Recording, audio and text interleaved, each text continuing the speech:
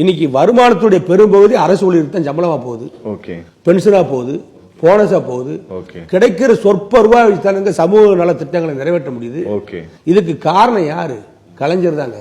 தன்னுடைய சுயநலத்துக்காக ஒரு குறிப்பிட்ட ஒரு 10 லட்சம் ஓட்டு, ஒரு 10 லட்சம் அரசு ஊழியர்களுக்காக எல்லா பணத்தையும் வாரி வாரி கொடுத்து சாதாரண தொடக்கப்பள்ளி ஆசிரியர் இன்னைக்கு 50,000 60,000 சம்பளம் வாங்குறாங்க.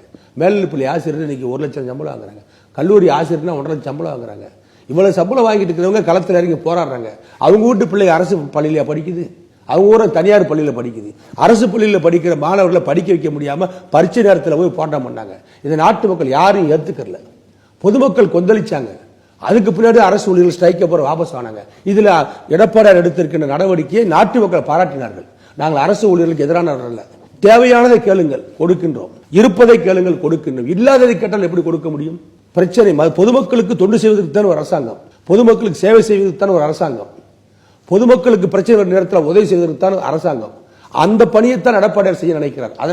அதற்கு இருக்கின்ற பணத்தை எல்லாம், அதற்கு இருக்கின்ற பண வரவுகள் எல்லாம் அத்தனையும் ஒரு சைடாக திருப்பி விட்டால், அரசு ஊழியர்கள் என்ற போர்வில் அவர்களுக்கே திருப்பி விட்டு இந்த ஆட்சியை தொடர்ந்து நடத்த வேண்டும் என்பதற்கு அவர்கள் உதவி தேவை என்பதற்காக தேர்தல் நடத்துகின்ற தேர்தல் பணியில் அவர்களால் இருப்பார்கள், வாக்குச்சாவடியில் அவர்களால் இருப்பார்கள், மைய அவர்களால் வைப்பார்கள், அவர்களால் கையெழுத்து வாங்குவார்கள், அவர்கள் நினைத்தால் 150 ஓட்டு போடுவார்கள் என்று திமுக தலைவர் ஸ்டாலின் கணக்கு போட்டு தான் அவர்களுக்கு சப்போர்ட்டா பேசுறாரு.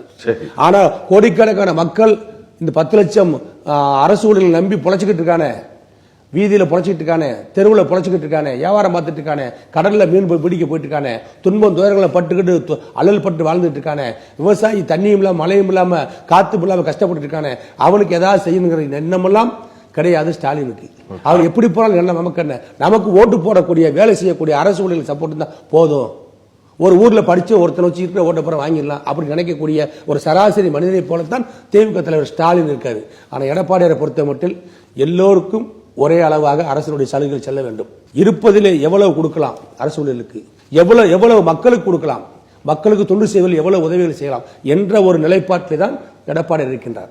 ஆகவே அரசு ஊழியர்கள் ஸ்ட்ரைக் பண்ணுவாங்க, போராட்டம் பண்ணாங்க. அதுக்கு ஸ்டாலின் பக்கபலமாக இருப்பார். இதையெல்லாம் சந்தித்து இன்றைக்கு போராட்டங்களெல்லாம் சந்தித்த ஒரு போராட்ட வீரன் ஆகிவிட்டார் எடப்பாடியார்.